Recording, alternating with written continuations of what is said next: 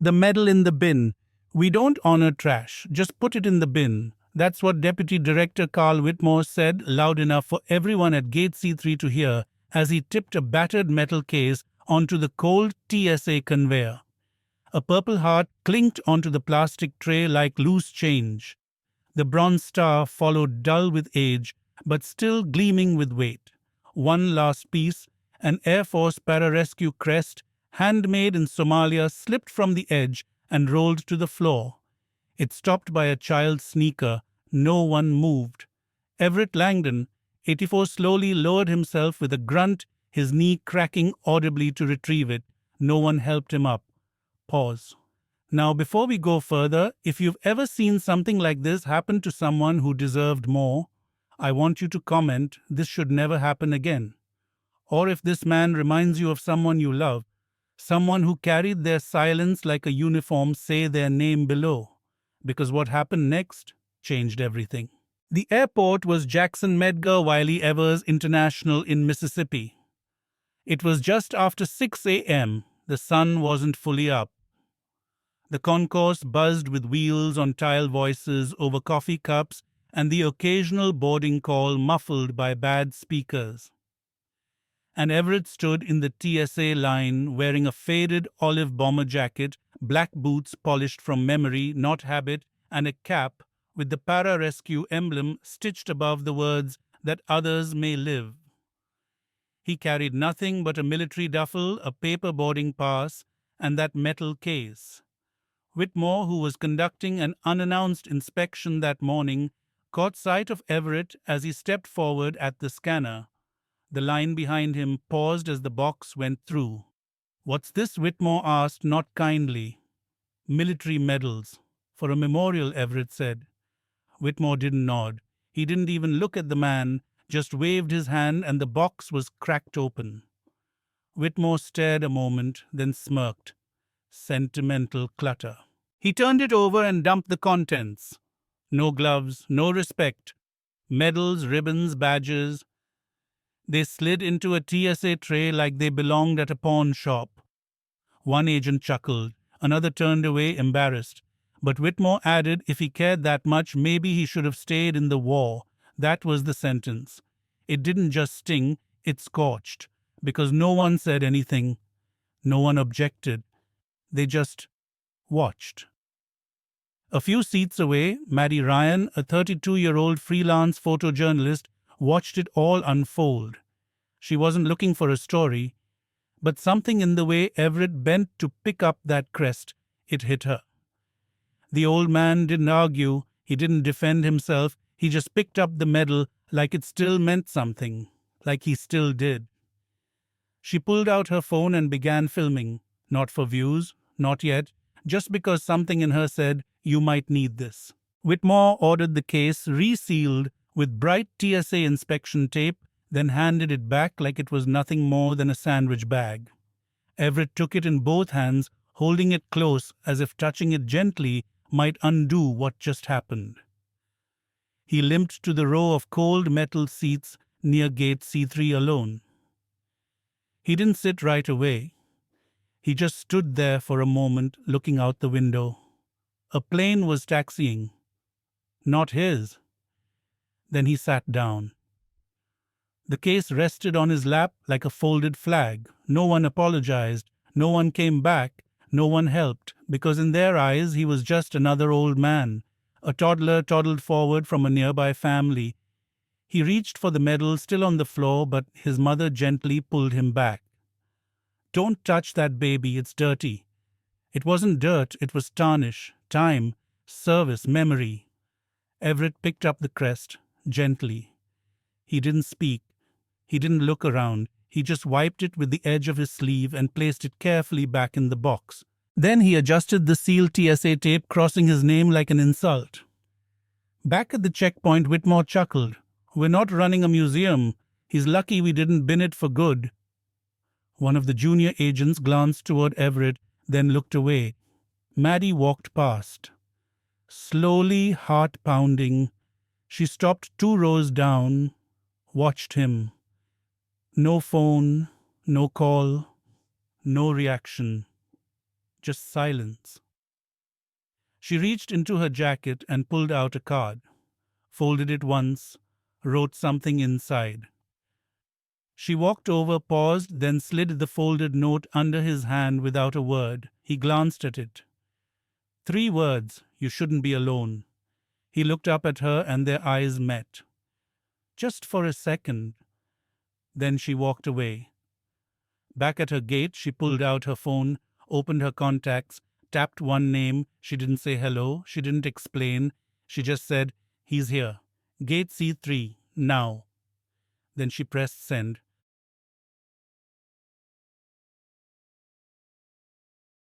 The man they ignored. That man once pulled 3 soldiers out of a burning Chinook. Today he's told to ship his junk home. That line wasn't printed in any newspaper or whispered on military forums. It came from a janitor, silent and watching as Everett Langdon sat with a TSA seal across his legacy. The old man hadn't flinched. He didn't argue, didn't shout. But he felt the world watching him fade, watching him shrink. That was the most brutal part, not the insult, not the tape. It was the quiet permission everyone gave each other to forget. But not Maddie Ryan. She had already hit send, and now a woman in Washington was walking toward a military hangar in heels that echoed like countdowns. If you're still with us, tell us in the comments I see him. Because in a world where most don't look back, you did. Inside her Pentagon office. Secretary of Veterans Affairs Grace Alcott snapped a file shut. A single photo was clipped to the top. Everett Langdon, 84 Pararescue, retired. Beside it, a yellow document marked Somalia 1977, unclassified after 40 years. Her aide leaned in. "Ma'am, do you want the press informed?" She shook her head. "No. This isn't for headlines." The camera on her desk flickered. Footage played. Everett reaching for the fallen medal. Whitmore's voice. "We don't honor trash like acid through the speakers." Alcott didn't blink. She simply said, "Get me wheels." 5 minutes. Meanwhile, back at gate C3, time moved strangely. Everett sat eyes forward, watching a jet taxi toward the sky like a memory trying to leave. His box hadn't moved from his lap.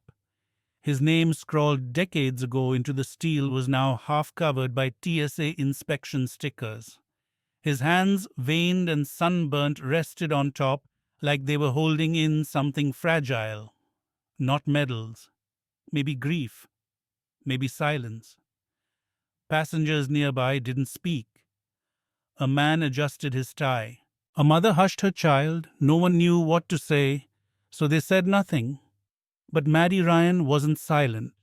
She walked back, slipped into a seat 3 rows behind Everett.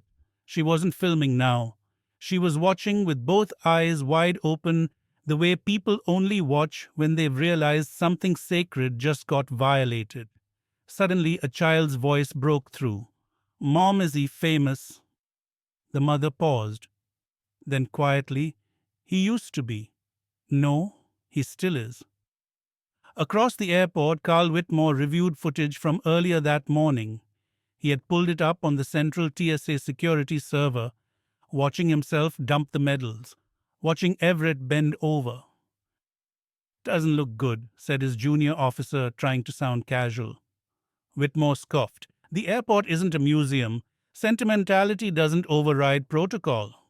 But he reached up and lowered the volume as if his own words now echoed too loud. Then came the alert. "Unmarked motorcade inbound. Clearance Department of Veterans Affairs. 4 black SUVs, VIP level." "Who authorized that?" he snapped. "Washington," the officer said. "Direct from the Secretary's office." Whitmore's jaw tightened. He stood, buttoned his jacket, and walked out without saying a word. At gate C3, Everett hadn't moved. But something had. It wasn't noise. It was presence. People started noticing, a ripple moving through the terminal like static before a storm. 4 men in suits entered from the emergency access hallway. Each carried a discreet badge but their posture said more than any ID.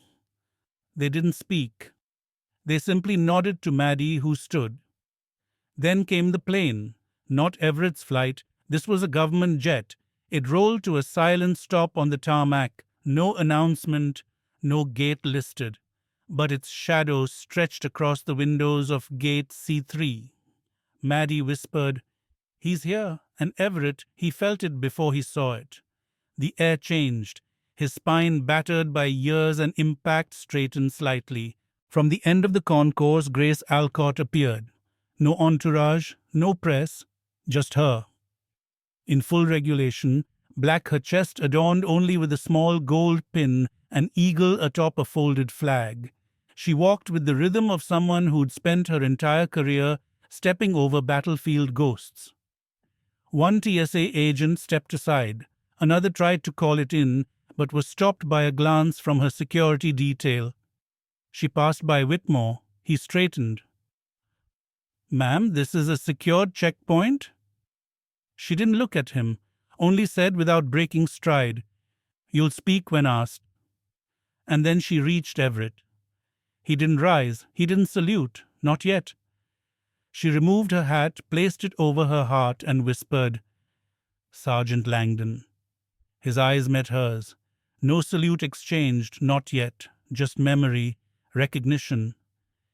Decades of distance closed in a breath. Behind her, one of the aides carried a new case, matte black, velvet-lined, Everett's name engraved in brass across the lid.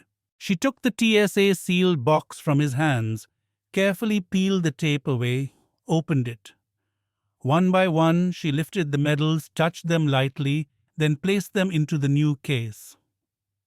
Bronze Star, Purple Heart, Rescue Crest, the same one her father wore. He said, "Men like you carried this country and paid for it in silence," she said. Everett still hadn't spoken. And that silence said everything. She turned to the crowd. This man was humiliated, not by enemies, not by strangers, but by a system meant to honor him. People began to gather. Gate announcements stopped. Phones were raised, not for clout, but to witness. 10 minutes ago, she continued, America looked away from one of its own. She looked at Maddie, not all of us. Then at Everett, she asked, "Will you walk with me?" Everett stood, slowly, every joint reminding him of what it once endured. But he stood, and together they turned toward the gate, toward a reckoning. If you believe some things are too sacred to forget, consider subscribing, not just for more stories, but to make sure we don't stop telling them. Because Everett Langdon isn't just a man on a bench, he's the silence we all allowed for too long.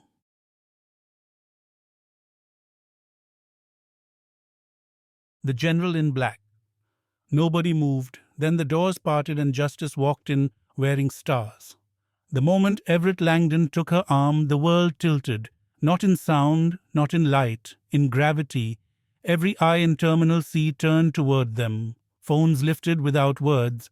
Conversations halted mid-sentence. Children stopped mid-sprint. Something unseen had arrived, and everyone felt it before they understood it. Grace Alcott, Secretary of Veterans Affairs, retired Army General. Daughter of a war hero, was not wearing medals. She didn't need them. Her presence was the uniform. And when she stepped beside Everett, a man who had just been told to trash his legacy, the airport terminal didn't just notice, it held its breath. Whitmore did not. Deputy Director Carl Whitmore stood by the checkpoint, arms folded, jaw tight. His eyes followed them with a mix of confusion, irritation, and something else buried, deep recognition. Not of Everett, but of threat. Real power doesn't need permission. And right now, it had just entered his terminal. If you're watching this right now, answer this in the comments. Was it enough? Because some things, no matter how powerful, still leave a mark that never fades.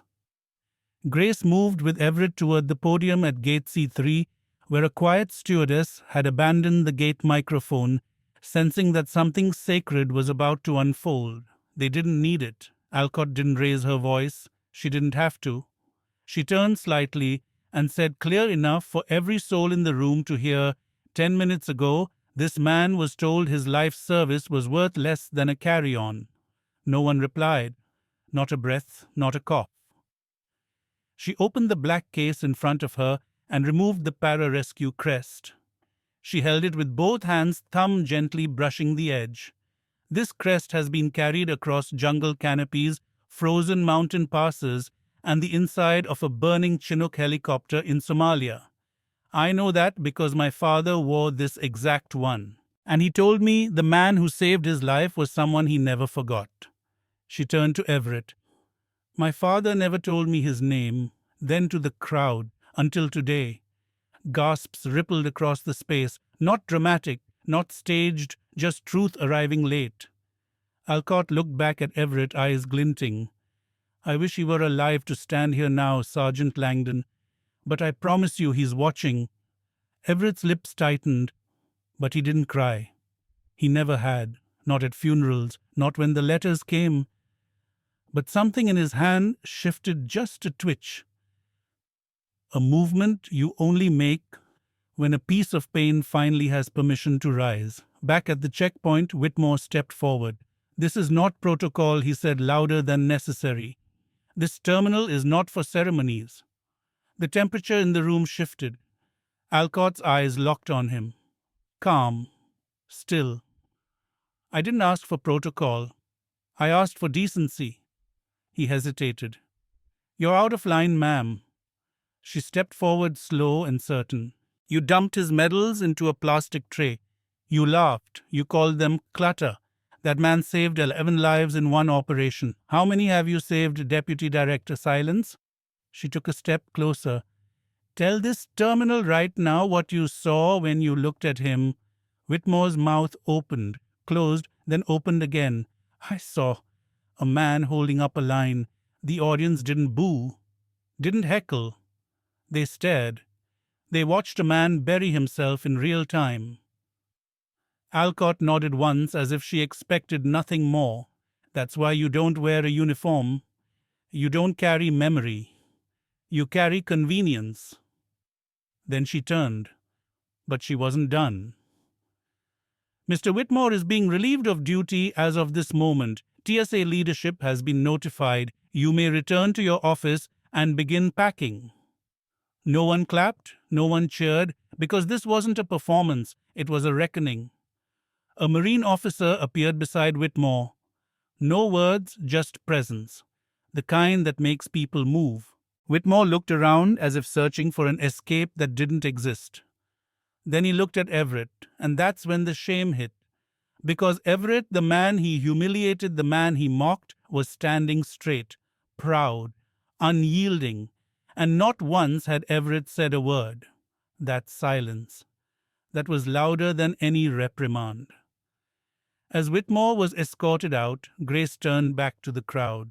This isn't just about one man. It's about every man and woman who came home and was told to get in line, who was handed a flag and then forgotten. Her voice steadied. No more forgetting. Then she turned to Everett once more. Let me carry this with you. And he nodded. Together they moved, past the stunned passengers, past the wide-eyed children, toward the gate. A captain stepped out from the cockpit of Flight 2187. A7. He took off his hat and stood at attention. No words. Just a hand raised in salute. Passengers who had been seated rose, slowly, one by one, until the entire terminal was standing, in silence, not for the secretary, for him, Everett Langdon, the man they ignored, the man they tried to erase. Now walked not behind anyone but beside the highest authority in the building. Maddie Ryan, still behind the line, watched it all with tears she didn't wipe away. She whispered to herself, he didn't ask for this, but he earned it. And if you believe that no one should ever be treated the way Everett was, drop this word in the comments, honor. Because justice doesn't shout. Sometimes it walks in wearing black.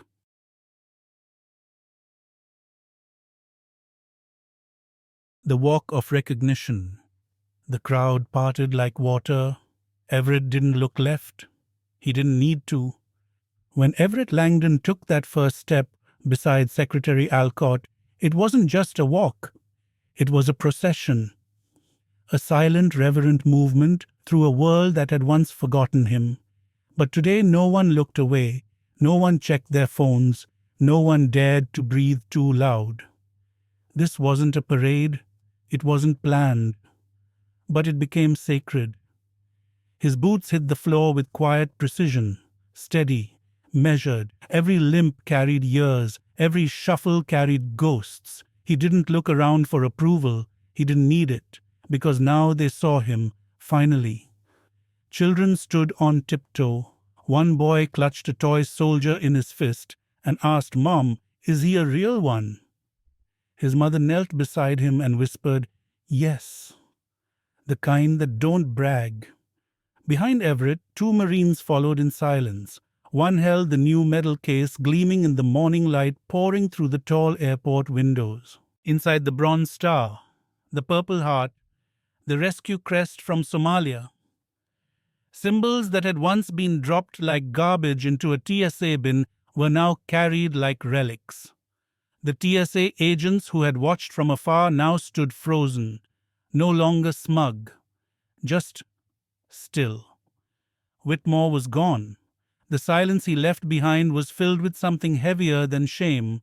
It was awareness, the kind that burns slow and deep. A janitor near the vending machines paused mid-mop. He stood with his hand over his heart. Later, someone would say he was a Vietnam vet. No one needed to confirm it. You could see it in his eyes. Halfway down the concourse, the captain of Flight 2187 stepped off the jet bridge. His hat was already off. He made his way to Everett and stopped dead center. He extended his hand. "I'm Captain Dale Mitchell, son of First Sergeant Robert Mitchell.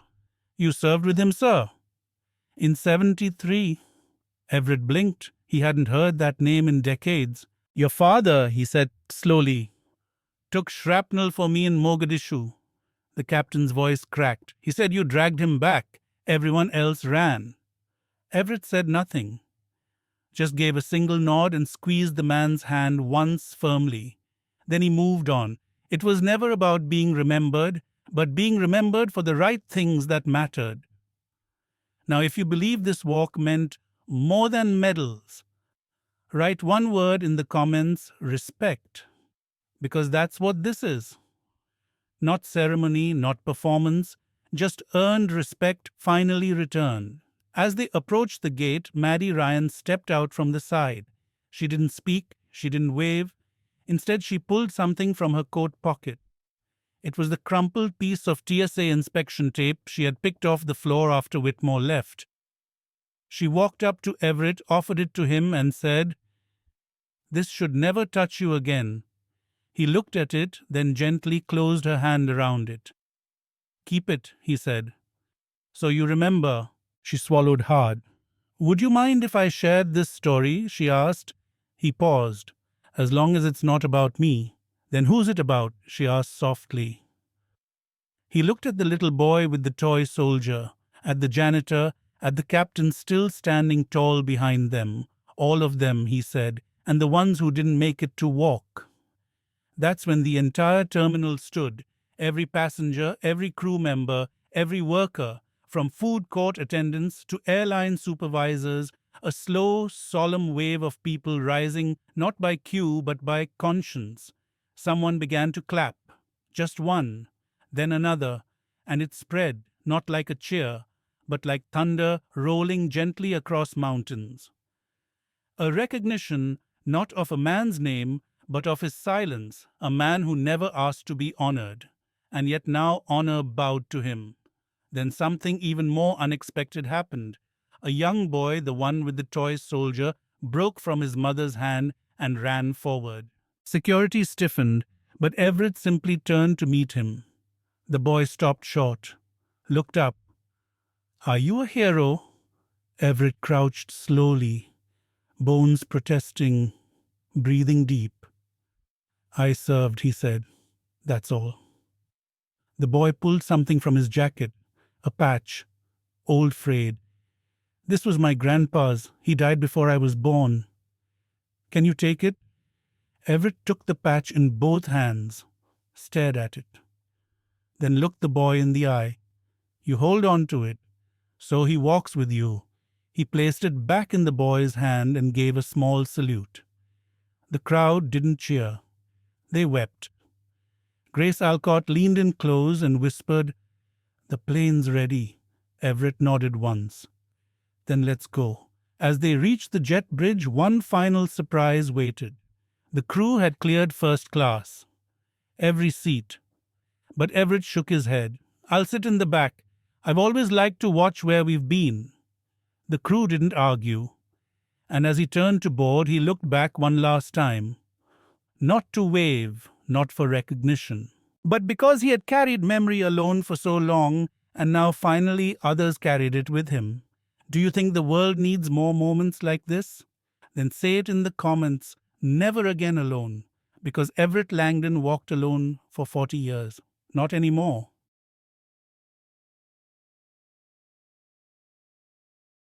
The legacy they almost lost. He never asked for applause, but that morning the whole airport stood. As Everett Langdon disappeared down the jet bridge, the crowd remained frozen in place, as if afraid that movement would break the spell of what they had just witnessed. A man who had once been discarded as old, irrelevant, and forgotten had walked through them like a living monument, and they had seen him. Not for his age, not for his silence, but for the weight he carried and never asked anyone else to hold. The engines of Flight 2187 hummed softly outside. The sun had risen fully, now casting a golden light through the glass panels at Gate C3. That light spilled onto the floor, stretching toward the empty metal seat where Everett had sat just moments before. In its place now a folded American flag set there quietly by one of the Marines. No one saw him do it, but everyone understood why. In Arlington National Cemetery, the air was colder, crisper. Rows of white stone markers stood like formation, and in front of them Everett Langdon stood once more, not as a forgotten passenger, not as a man with a taped-shut box, but as a speaker. He wore a simple dark suit.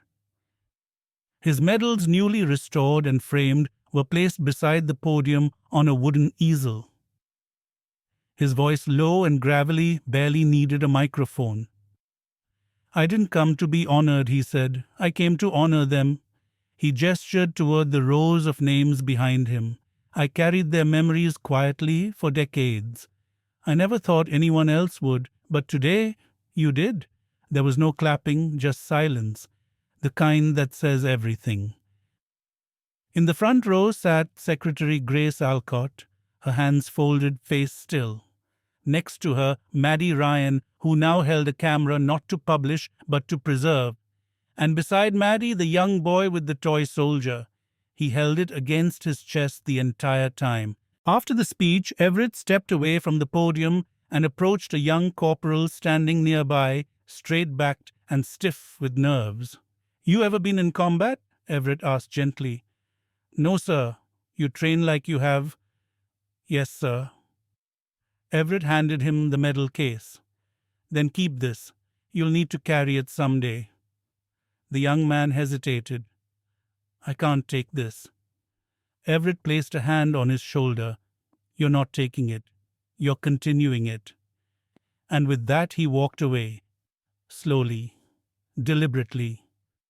As he had always done, back at Jackson Airport things had changed. Gate C3 now bore a small bronze plaque. Simple, elegant. No ceremony was held for its installation. No press release, just 4 lines engraved: Master Sergeant Everett Langdon, Pararescue, Air Force, humiliated here, then honored here. Let this never happen again. Passengers who saw it often stopped to read. Some cried, some saluted, some whispered names they hadn't spoken aloud in years. As for Carl Whitmore, he watched all of this from a television in a government building where he was now under review. Not charged, not publicly shamed, but quietly sidelined. He watched the footage of the airport, the speech, the standing ovation, and he rewound one part again and again. The moment Everett looked directly into the camera before boarding and nodded. Not with anger, not even pride, just clarity.